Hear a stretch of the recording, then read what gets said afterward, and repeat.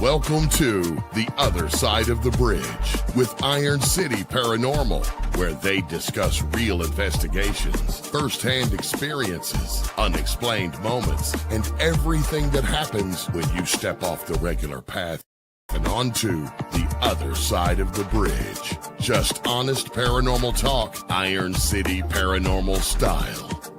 And now, here are your hosts, Derrick Smith and Dan Metelsky. Good evening, everybody. Welcome to the first ever episode of The Other Side of the Bridge with Iron City Paranormal. Derrick, we have talked about doing this for years. Yeah, forever. I mean, we've just been dragging our feet with this. I don't know why. I mean, we've been joining podcasts. We've been talking to everybody and anybody that'll have us. I don't know why we've waited so long, but thanks to Margie and you in UNX Media for really pushing us here, giving us the jump off. Yeah. I mean, without her kind of kicking the pants, I don't know where we'd be. So, we are Iron City Paranormal, hailing from, the Iron City, Pittsburgh, Pennsylvania. Derrick, we've been investigating almost 10 years now. It's amazing how time flies. Yeah, there's no doubt. I mean, it all started. So, I mean, this was never really our intent to take it as far as we have. You know, we started just because we wanted to. We've loved this side of things for so long, and I mean, this is one of your favorites, Dan. I mean, you can take it away how we started. I mean, this is your this is kind of your doing if you really think about it. Well, I mean, yeah. I mean, I was the world's greatest best man at a wedding, right? I mean, I was kind of given very strict rules. No gentlemen's clubs, no bars for your bachelor party. So what do you do, right? Derrick and I, creative. Yeah, we're just weird enough that ghost hunting seemed to be really the only option, right? So I mean, you think about it, we loved everything horror before this. It was whether it was movies or just stories or going to these places just to see it. I mean, how many times did we walk past that cemetery by your house when we were younger growing up just because, it's always been something. We did, but I was always too afraid, right? I mean, right. you were always the one in the horror movies that go in first and what do you mean were? I still am. Pay the price. You still are. That's right. So yeah, I mean, to think that it started where it did, and has gotten us to where it has, I mean, I think that's a testament to, not only how weird we can be, right? But I think it also says a lot for, really the paranormal community in general, because that's really what pulled us in and held us for as long as it has. Yeah, I mean, there's absolutely something to be said about the people and the places that we've come across. I mean, these one side of it that we always talk about and we say that really draws us in is the history behind these places, right? It takes special people behind some of these historical societies to really keep them going. Their passion for it, their drive for it, and that really, that adds to our fire, our passion for this. And I think it all kind of ties together in the long run. I mean, just from the get-go, we see a place that's interesting, and we dive in with the research side of things, and it's like, wait a second, did you hear about this place? Did you see this happened here? And it all just kind of spirals, and then it comes together in like that, and it's kind of incredible seeing all the pieces, all the background, all the people that make these things happen. But then to step foot on these properties, right? That's like a whole different side of it. Oh yeah, there's something to be said for how an investigation feels and how a location feels. Right. And that is something that, we're going to get into more later in this episode when we start talking about, how we go about investigating. But I know that, the feeling and the vibe, so to speak, of the locations themselves really have caused us to change the way we do things. And I think that, we are a testament to maybe not, maybe always the expensive equipment that you can buy online isn't always the best get, right? I mean, it's not really the true way to do things at times. Well, we've certainly taken that roller coaster ride. I mean, we started with nothing. We started with borrowing people's equipment, or buying the cheap camera, or just like the old recorder, and then it took off, right? Like, we dove into this head first, and we went full into it with the money. It was like, no cost was too much, Much which to was our wives' chagrin, right? I mean, we don't but like to admit how much money we spent doing this at times, I suppose. like you've said, we've learned as and grown as we do this, and we were able to kind of. It took a while for you to tune into some of your otherworldly abilities. I don't know how else you want to put that, but it took some pushing from everyone around you, really, all of these places, for you to really start opening up your other senses too. Um, Well, when that it happened, it has. started to It change has. everything in the way that we've seen and done things. We started to pull away from the equipment, from staring at cameras, and to really truly be all in these locations. Head to toe, we're committed. As soon as we step foot in there, and it doesn't have to be through a video camera. Sure. Just being there, like you said, like the vibe of the place. Yeah. And I think that's, to get into what this show is going to be structured on, right? I mean, that at the end of the day, what's going to keep people coming back, right? Really what we're going to be getting into on this show is not only who we are as individuals. We're going to be having the remainder of our team on. There's 4 of us on this team. Now, we started with 11 at your bachelor party. That got down to 2 of us. And then, we've recently brought on a third and a fourth person, Aaron and Sabrina, each of them adding their own special abilities and their own talents, and, bringing a unique set of eyes to things, which is, really making us stronger as a group. So we're going to talk about investigations, of course. We're going to get into the haunted history of locations. As Derrick, you alluded to a little bit earlier, we dig deep on the history before we go in and investigate, right? But we also don't, share that wholeheartedly with everybody, because there is something to be said with going in. I don't want to say completely blind, but someone like Sabrina, someone like Aaron, who do rely more on their senses than equipment. They don't want to know as much.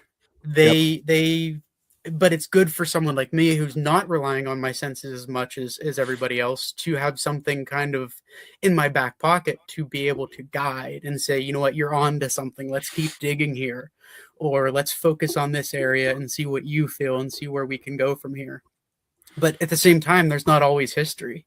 I mean, we literally just did a private residence that there's nothing on, Mhm. and that has been one of the, at least for me in recent memory, one of the most hard-hitting personal kind of things, from that standpoint, we weren't expecting, just to tease that one a little bit. But Yeah. there's it's everything, and like Dan was saying, we're gonna be doing everything. We could spend hours upon hours talking about our evidence, talking about the history behind these places. And I think, I've been told that, that others can kind of see and sense the passion that comes from off of us, from what we do, and we're just hoping to share that with anybody that's willing to listen or watch, or anything. And we do have some pretty cool things as far as evidence goes, some really cool stories. But at the end of the day, what keeps making us come back is, what's out there. What are we getting into? What's on the other side of things, over that bridge, as it were.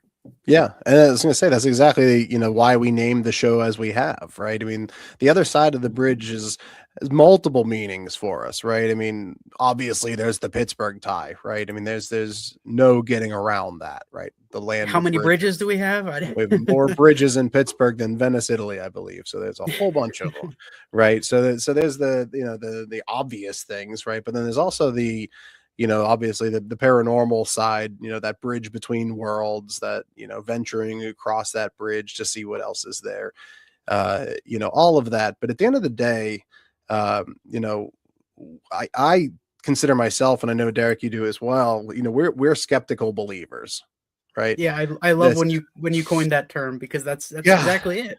You know, yeah, that was you got to go in with like a certain perspective, right? And that's the most unique perspective that we could come up with. yeah, and I think the way that, you know, has played to our hand the best over the years, you know, we spend just as much time, if not more time, during an investigation figuring out what it's not. That's right. Right, or not figuring out what it's not, but trying to come up with a reason other than it's a ghost or it's Correct. Yeah, paranormal. we never Right? jump right into it, you know, and we have absolutely positively seen people that do that. You know, we've gone through members of our group, you know, we've that we had trusted, and then all of a sudden we realized that they're talking to God. Sorry. Yeah. So but anyway, when we go into it with this certain, you know, mindset, I think that it brings out the best in us, and it brings out the most from these investigations. You know, from the well-known spots where there are plenty of stories, and we're just trying to touch on some of those and experience those, and I don't know, end of the day, say, okay, yeah, you know, that does happen there. To the lesser known locations where absolutely nothing is documented except for, you know, the tattoo artist clients who come in and see shadows moving and hear footsteps, and then, you know, all of a sudden that's our go-to location. So, Hmm. you know, Hmm. there's always you get so many different stories out of these things, but uh, you know, end of the day, we talk about the name of this, and you know, the other side of the bridge. You know, you and I have been friends since what, sixth grade, probably earlier than No, that, well right? I before mean, that. Yeah, well before that. uh, but point is, when we Yeah. started talking about the name, you know, it also hit on a chord because we grew up in the same community, really, right? We Hmm. grew up around Cranberry Township, and when I got married, I moved across the bridge, as they say. So this is Yep. just another tie-in to how meaningful something like this is, and you know, what this platform means to us is so much deeper than just, hey, let's talk about ghosts, you know. Yeah, And absolutely. that's what we want to pull in. You know, we want to pull others into our story. You know, we want to hear other people's stories to add into this, to fuel our fire, as it were. Yeah, and we never want to bring them in with the approach of trying to convince them that ghosts are real, right? I mean, that's it. We don't know. You know, we take our equipment in, we go into a room, you know, we spend a lot of time sitting and just listening, and Right. we throw a lot of stuff at it. We get all this equipment, we do all of these fun things, you know, and at the end of the day, if something talks to us, I can't say that it's a ghost, you know. But what we can say is it was unexplained. Right. I mean, that's really where we can get it, right? And but what I find fascinating, is as we pull out of, you know, these well-to-do locations with there's known paranormal activity at these, you know, big locations where we spend all of this money to go investigate at for a night.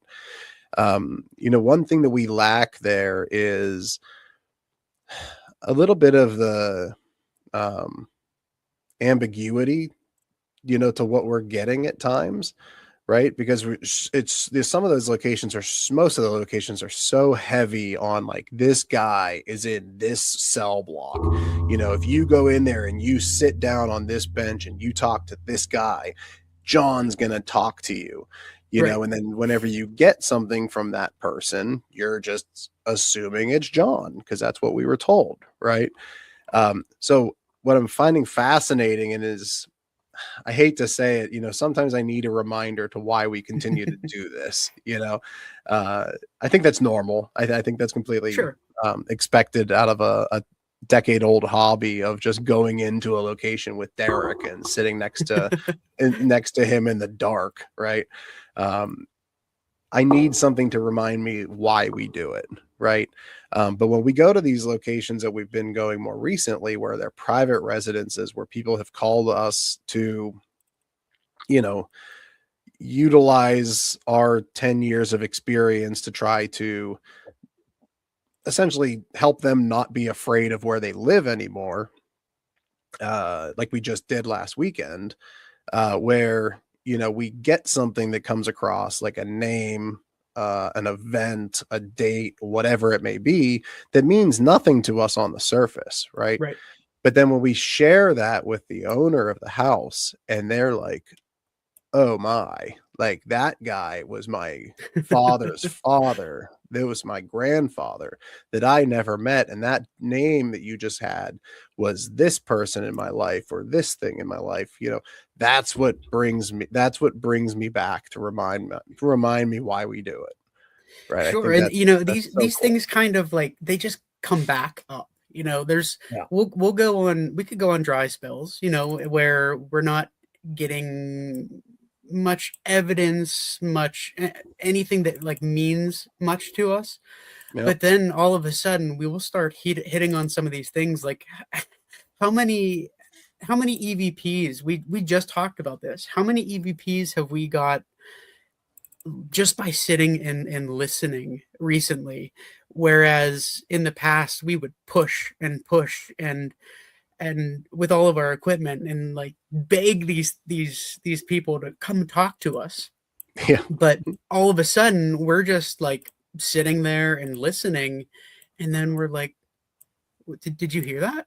Where did that come from? What is that? And all of a sudden we're looking back and we're seeing some of the most incredible incredible evidence as far as EVP goes. And, we'll get into all those things, and those are all more evidence investigation based kind of things, as we go here, and, stick with us for those kinds of things, because we can spend hours upon hours digging into these things and sharing these things. And it doesn't happen often, but when places do ask us to come back and present your findings, it's happened a few times. Mhm. And we'll set up slideshows with some of the evidence and stuff, and we'll be standing up there, naturally me shaking and nervous, and Dan just going off and Being me.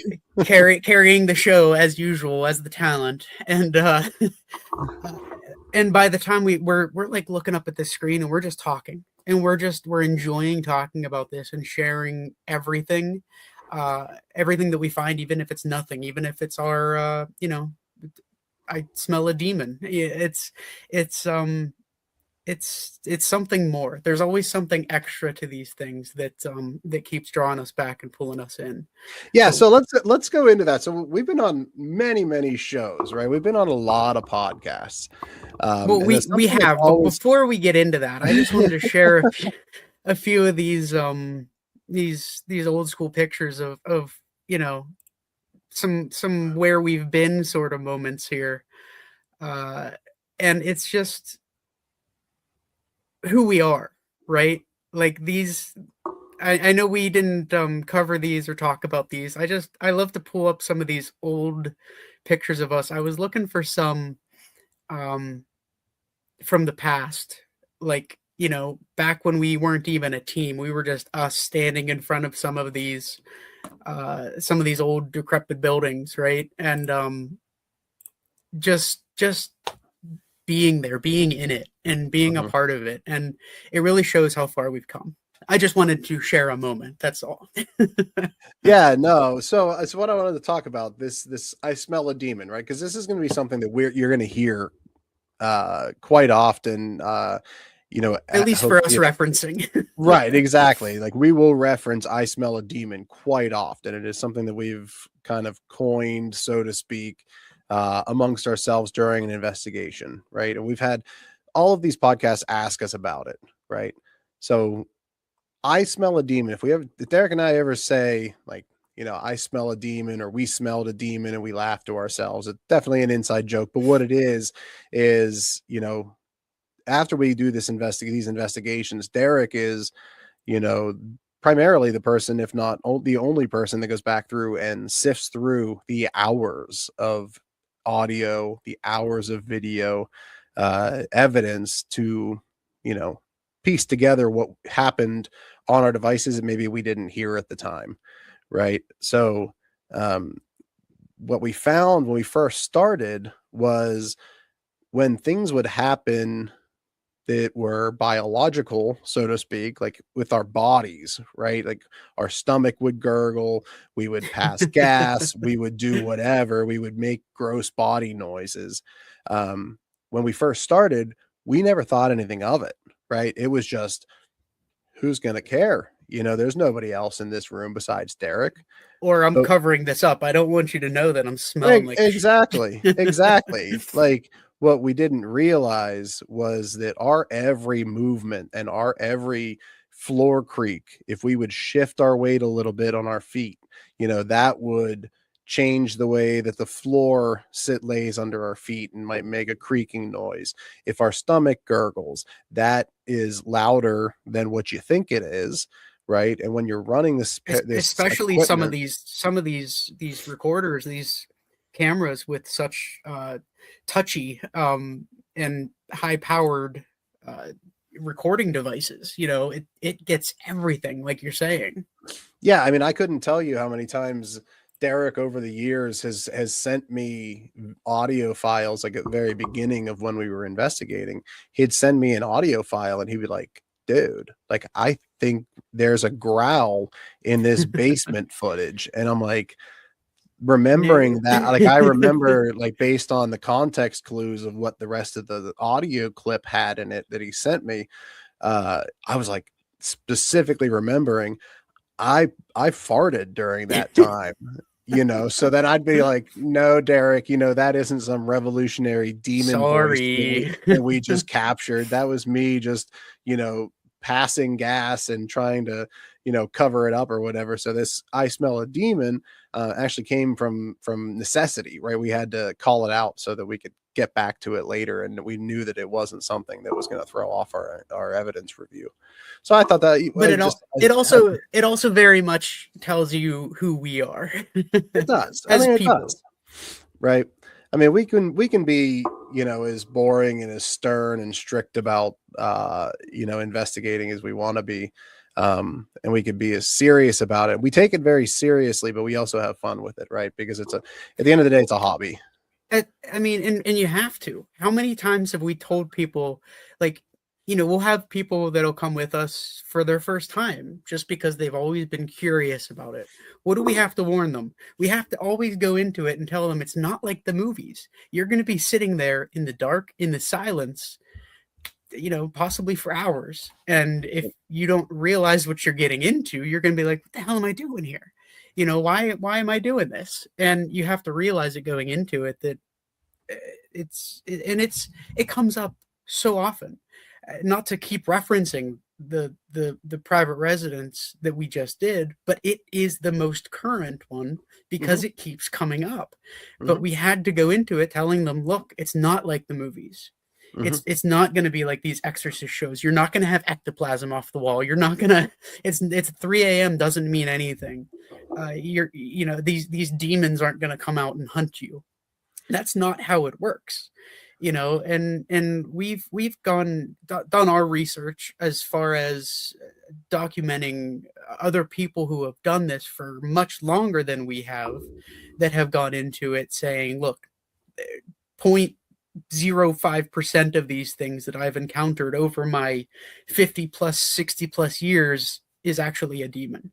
You know, so it goes to show the very, very small percentage of something like that, but also how to avoid that side of things, you know, and to go into it with a grounded, realistic mindset. And I think that's what we do. Like you said, I mean, we could go into it all serious and stern and, you know, come speak to us. But at the end of the day, I think what speaks volumes is that we come into it more as just some guys that want to come in and sit on your living room and listen to your stories. You know, we want to talk to you. We want to see what you got to say, what other people don't want to hear. And we try to make it fun and interesting and entertaining. And, you know, we don't want to come in saying, talk to this red light, touch these devices. We do that, sure. Sure. But that's not all we do. We try to open ourselves up too. Yeah, but we also don't provoke, right? And I think that's something that for us that has been something that's kept us safe. Sure. That from attachments, from something actually physically harming us, potentially spiritually harming us over the years, is we do it very respectfully, right? Like you said, I mean, when we go in, we're not the TV shows that rip their clothes off, not naming any specific names, but like, we're not going to rip our shirt off to show our tattoos to the spirit that doesn't like tattoos in life, right? Like, we don't go into a monastery where they're very stern, no tattoos on your human body, and just rip our shirts off and show them how many tattoos we have just to upset them to see if they would bite. Right. I mean, Just I think because. no, I think it's reckless, right? I think it's very Sure. reckless. And you hear, for lack of a better term, horror stories from people that do that kind of stuff, and then have these very real repercussions. Sure. And that's actually a very good, I mean, you really think about it, and it's not just us that we're protecting in these situations either. We have 100%. families to come home to, Yep. and it's not fair to them. They're not putting themselves out there like we are. And there is a certain, as funny and uh I don't want to call it, lackadaisical, because that's not what it is, but lighthearted, Mm-hmm. how we go into these things. There also has to be that wall, right? That you don't go any further. Right. You do have to protect yourself and everyone you're coming home to. But there's, I think we were just on Yajagoff the other day, and they were praising the way that we were going into it with just these prayers to build ourselves up, going into investigations and creating this atmosphere that we're going into where we're safe and confident and comfortable, speaking with going across this bridge to this other side, but doing it respectfully. Yeah, so that's exactly right, and you jag off, for those that are not aware, as a podcast in the Pittsburgh region. They actually went on an investigation with us within the last, I think it was right around October, right around Halloween. It was around Halloween. Yeah, so they were we were on their show, and then they decided to come on an investigation with us, and they were, I think there's a misnomer, right? There's a misnomer that just because we investigate and want to talk to spirits or whatever is in these locations, that we are not believers in God, or a higher power, or some divine presence or something like that, whatever people believe in, right? That's not the case, right? It's very much not the case, right? I am Christian, right? I find strength in religion, in the Christian faith. So I find strength by saying prayers before we go into the investigation. Derrick, you're right there with me to some extent, right? Maybe not as religious, so to speak, as I am. Well, it's funny, with as long as we've known each other, that's one of those things that it's not openly talked about, right? Where you're just face to face and you're like, what do you believe? Yeah, it doesn't need to be. There's no need for that, right? Well, that's exactly where I'm going with that. This is one of those things that it can be everybody, anybody. It doesn't matter your background or your faith or your religion. I mean, we were literally just in Gettysburg over the summer when you were like, wait a second, you don't necessarily believe all of the things that I believe. And, I think in that regard, I'm certainly still finding my way with whatever you want to call it. So I don't know what to consider myself. And that's one of those things I don't typically open up about. I don't typically talk about it because I don't know. But I think that this certainly, the investigation side of things certainly helps guide me, right? I mean, like you, that was my upbringing, but there were certain sides of it that pushed me away from it. So then I went super far to the other side where it's, religion is bad, and but then you start seeing these other things, and you start feeling these things, and it's like there's something else there. There has to be. And so what am I don't know. Spiritualist, I guess, is as best as you can put it. Sure. Wiccan, no. Catholic, no. But somewhere in between, somewhere on that fine line of there's something there, but I don't know what it is. There's no term for it, but I'm still figuring it out. And I think, sure. But I also don't belong to anything. I'm just kind of out there. I am me. I think we hooked up with a Black Craft Cult, actually. What was it, a couple years ago, maybe 3 or 4 years ago, where they reached out to us and they sent us some goodies and stuff. And one of their taglines is "Believe in yourself," and that's right down my alley. You give yourself these powers, so to speak, the confidence, the comfortability. I did it again. I'm gonna come up with my own terminology here. It's fine. We'll have a glossary at the end. Yeah, yes, no doubt. But yeah, to your point, I mean, it doesn't matter, right? It doesn't matter what you call it. Whatever you find strength in will keep you safe, right? I honestly believe that. That's yes, absolutely. That's exactly what I believe. Take that with a grain of salt, because we don't know exactly what we're dealing with at all times. If you haven't learned that yet, but just understand that it has fared us very well over the years, right? We all carry crystals. I have, I think that's one thing that we can all agree on, that we can feel something there.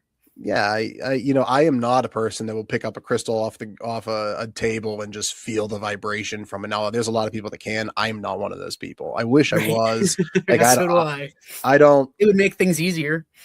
Yeah, it certainly would, right? it would kind of like add to the story arc, if nothing else, right? But I can't do that. I don't feel vibrations off of crystals. I don't feel that I'm getting something out of it that is going to propel me into the future or what have you. Some people do.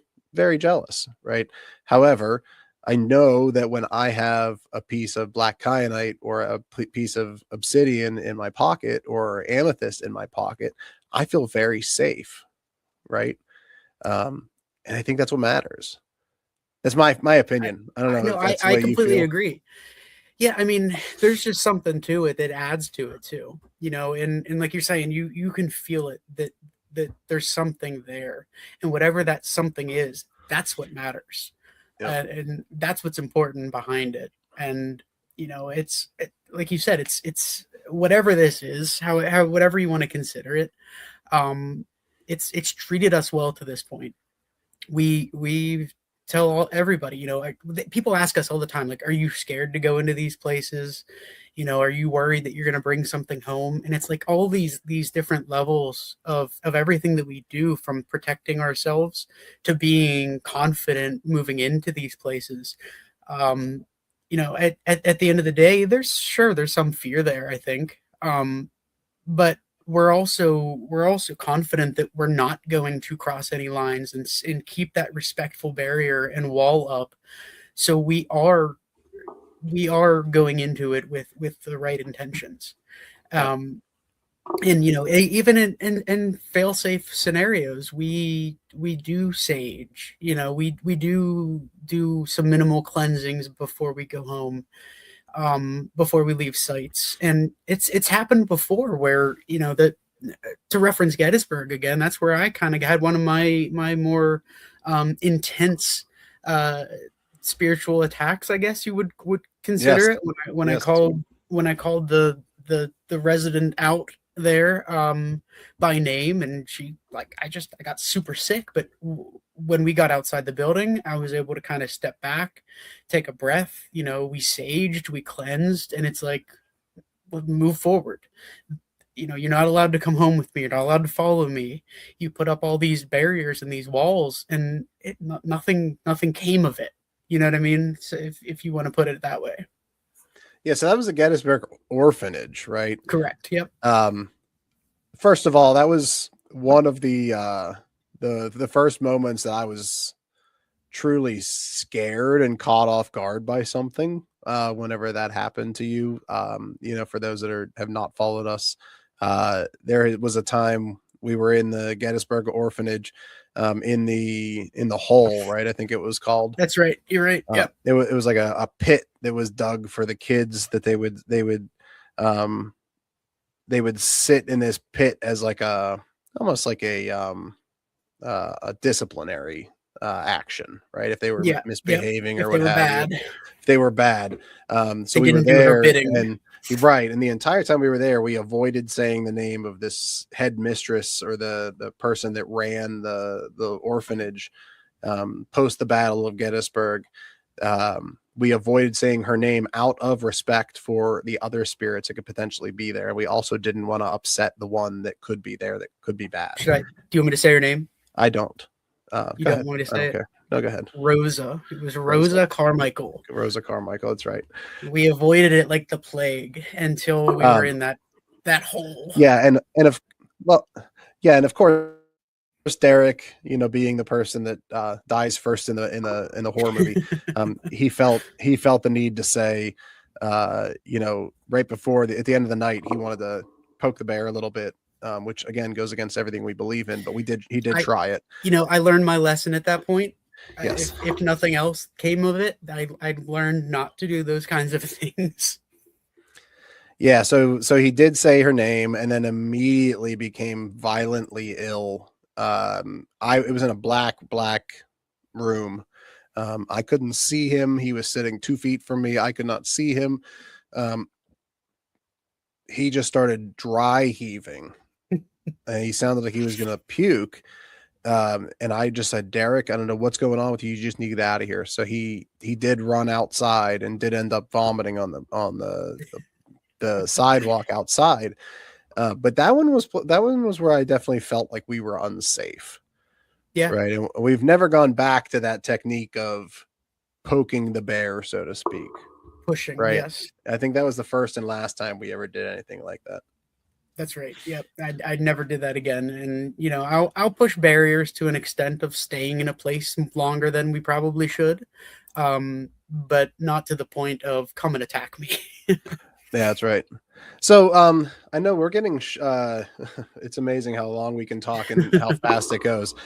So we've got some time here left. I would like to go through some of the evidence that we have acquired over the years, specifically on the Gettysburg topic, Derrick.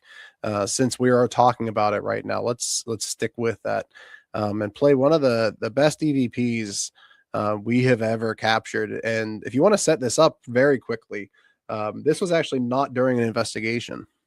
Well, yeah, I mean, that also leads into the whole, you don't have to be actively investigating to come by some of these things.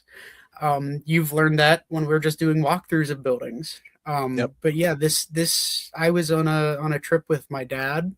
It was I think it was a Father's Day thing, but we went to Gettysburg. He grew up in Philly and he was close enough over there that he's kind of always been into the history side of Gettysburg, and he's worked as a tour guide and everything in the past there, so it's always kind of been there. I went there a lot when I was younger. It wasn't until I was an adult that I kind of drew back into it. And there is something to the town, to the place. So we ended up going there just to spend a weekend looking for the lesser known things, right? Like the off the beaten trail kind of history things. And it was during COVID. So they actually left the park open past sunset.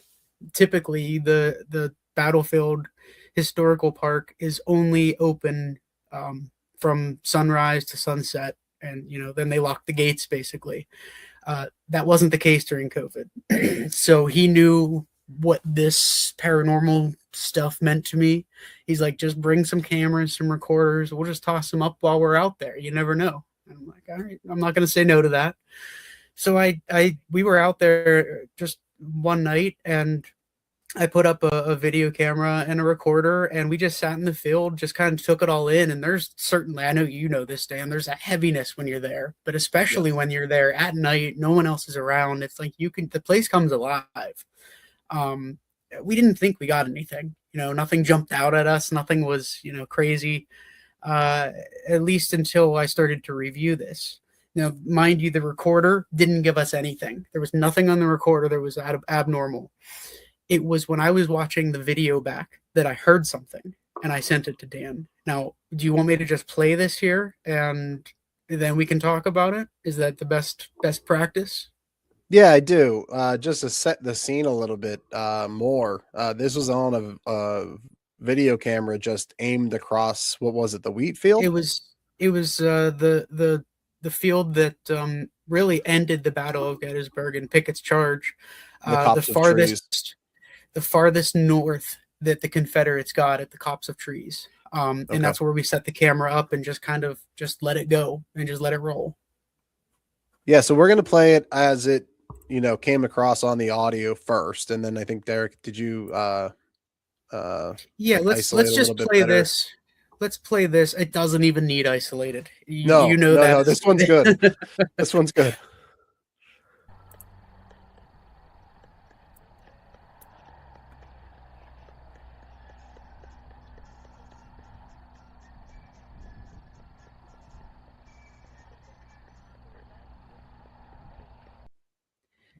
So Yeah. Yeah. I mean, this is one of those recordings where we'll sit at conventions and just to talk to people, to get stories, to share our evidence and things. And this is one of those moments where if somebody comes up to us and they're like, "Hey, I don't believe in ghosts. What do you got?" We're like, first off, we don't care. First of all, good for do you. But wait, listen to this. And this is one of those moments that I've seen countless people just have their eyes pop out of their heads and their jaws drop.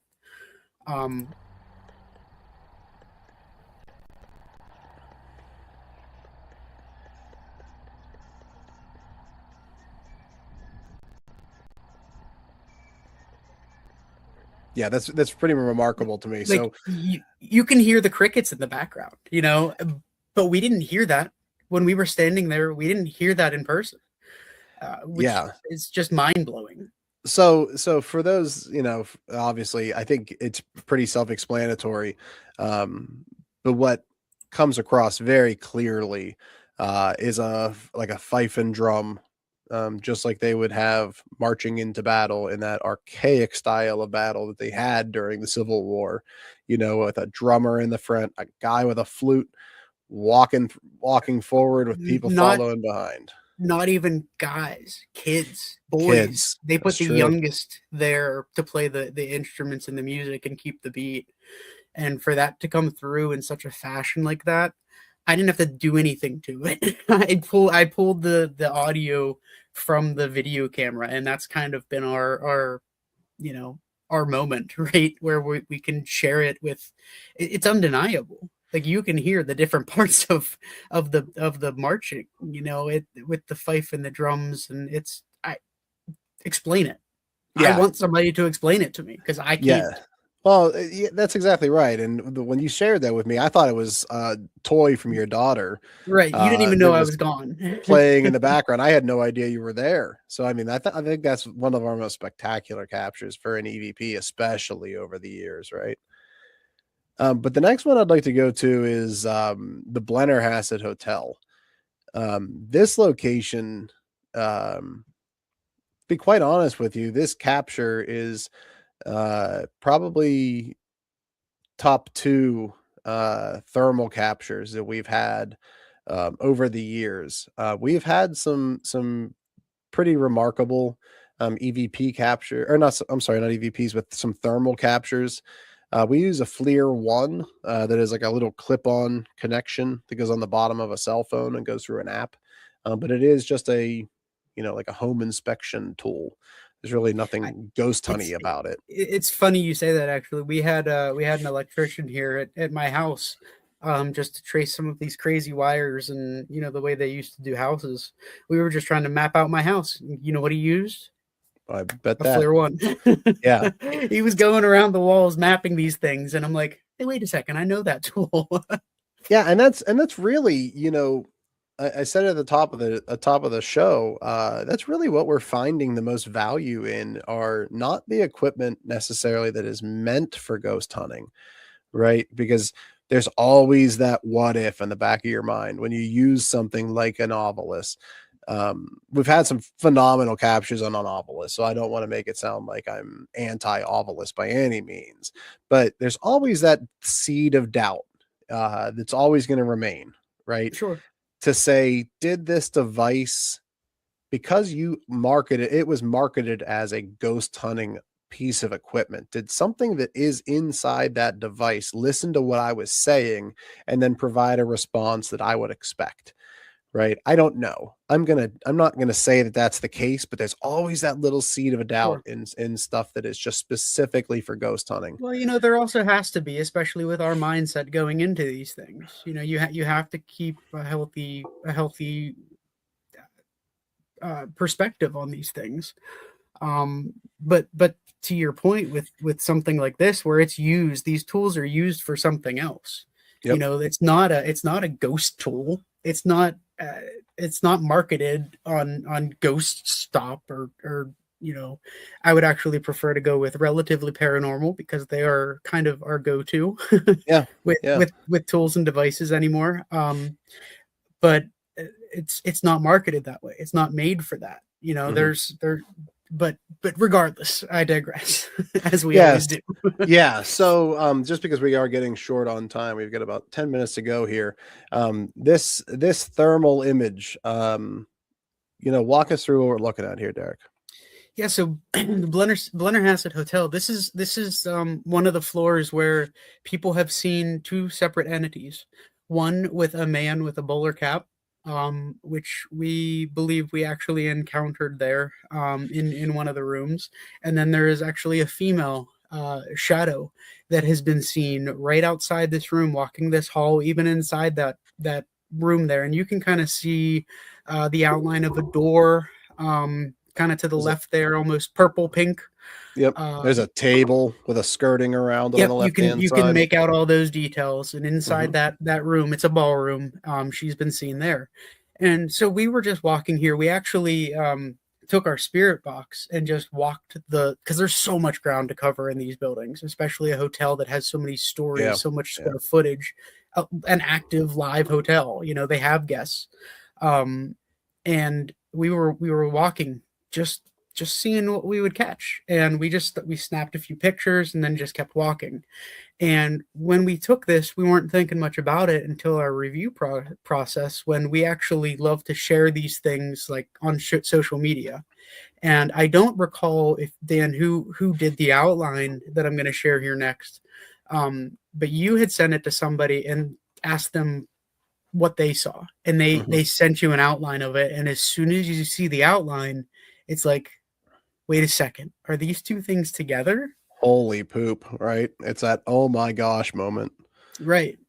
So if you can go to that one with the figures outlined, you take those two stories and you combine them, and you can see here the man in the hat and the woman with the long dress. I mean, it's uncanny, really. So can you go back to the original one now? Yeah. Now that people have seen the outline, now obviously it was zoomed in a little bit on the outline, but you can see those figures standing at the end of the hallway. It's near that like the bright yellow area. That bright yellow signature is coming off of. That's in like a room, like a divider wall. Before you go into like guest rooms, right? So that heat signature is coming off of the wall, which is a little bit warmer than the rest. So those figures are standing in front of that at the end of the hallway. And you know, all of this stuff is on our website, ironcityparanormal.org. We share all of our stuff on socials as well. But just so just for the sake of this episode, I wanted to touch on this because I think these are those moments, again, that have kept us coming back over the years, right? I mean, this is very much, what has made us not only continue to spend money, but also continue to spend our time away from our families, for the ultimate purpose of, trying to explain the unexplainable, so to speak. Right? I don't really know a way of putting that other than that. there's no better way. Yeah. So unfortunately, we're not going to have much time to go over any other stuff that we have. So we have many, future episodes. We're going to be on every Thursday at 9 o'clock on the UNX network. And so this will be the standing time for the other side of the bridge. So we're very excited to get into, a host of many different ideas, concepts, have guests on to talk about, would like to get some owners from local spots, that we've investigated, get them some airtime as far as, putting faces to names on some of these phenomenal locations that are keeping the history alive at some of these very well-known Pittsburgh locations, but also lesser known locations around Pittsburgh. Right. And I think that's what we've focused on more than anything that means more to us. I think that a lot of those have hit home a lot more than the well-known ones. They have, yeah. And because of that community that we're exposed to, right? The people that we interact with, not only in the paranormal community, but like the antique shop in Wexford, Pennsylvania, just north of Pittsburgh, Wexford Antiques. Just phenomenal people that are there, that we were able to interact with, to get to know them on a deeper level than what would have been able to do just by being patrons of their business. Right. After Hours Tattoos in Mars, Pennsylvania, Social Club Barbershop in Mars, Pennsylvania. Through the investigations, we've got to know the people as much as the buildings, as much as the locations, right? Those are the people that we would like to highlight, and we're going to be using this forum to not only talk about our upcoming investigations, not only talk about the evidence that we get when conducting these investigations, but also be able to spotlight these locations, these owners, the good things that they're doing, what are their beliefs in it, what are their experiences, but then also, what did they get out of the evidence that we gathered as well. Right. Yeah, and I think like you've touched on, we have you've already lined up a few of these business owners, so we can bring them on, talk about their business, what they're doing in the community, show the evidence, talk about the investigation that we did with them, and like you said, see how that impacted them and moving forward with their business, knowing that something is there. Yep. Yeah. So on the next episode, we'd like to bring the remainder of Iron City Paranormal, Sabrina and Aaron. We would like to bring them on, have some time with them to go over what they bring to the table, what their experience has been with us at Iron City, and just, share their beliefs, their approaches, what they've gotten out of the investigations, the whole 9 yards, right? We have so much we can talk about. And that's why, again, we've been talking about doing this for so long. That's right. And we have so much to talk about. We really do. And it's incredible how hard it is to squeeze it into an hour. Right. Because again, we can just keep going. But we do have some really exciting things coming up this year. We have some return locations that we are going back to, that we have had a profound impact on us over the years, that we will get into on future episodes. Kind of what is the history behind these locations? What was our first go around? What did it look like? Then also, what does the second time back, what did it have in store for us as well? But then we also have some exciting things going on as far as we are working with a historical society in Waterford, Pennsylvania, to actually to work on putting a book together. If you want to go into that, Derrick. Yeah, we're actually working on basically a haunted town.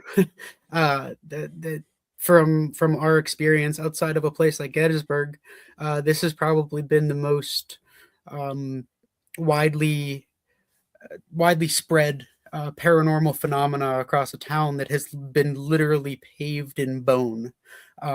We've investigated 2 locations there before. We're going to be doing them again, and we're trying to get into a few other locations that have some more history tied to the town, further back even, when it was, you know, a dirt road, prior to the cemeteries being dug up, spread out, and have there's literally stories that we're digging up of kids running down the streets, picking up old jewelry, finding chunks of bone in the street, that they had no idea was there. But you tell me some other reason that a town is going to be haunted than that. So I it's can't think of one. pretty freaking cool town to write on. So a lot of good things coming from Iron City, with this being first and foremost, right? The Other Side of the Bridge. Like I said, tune in every Thursday night at 9:00 on the UNX network. Where to find us, right? IronCityParanormal.org. We post everything there. We post our full write-ups, whatever, on our socials, all Iron City Paranormal, all one word. And if you want to just continue to follow along, you know, hit that subscribe button to the podcast, and follow us along in our journey. Because we're just some normal people talking to empty rooms and having them talk back to us. So thank you from the bottom of our hearts for tuning in. Thank you. We look forward to continuing on this journey with you as we go forward. And this is Iron City Paranormal with The Other Side of the Bridge. Thank you very much.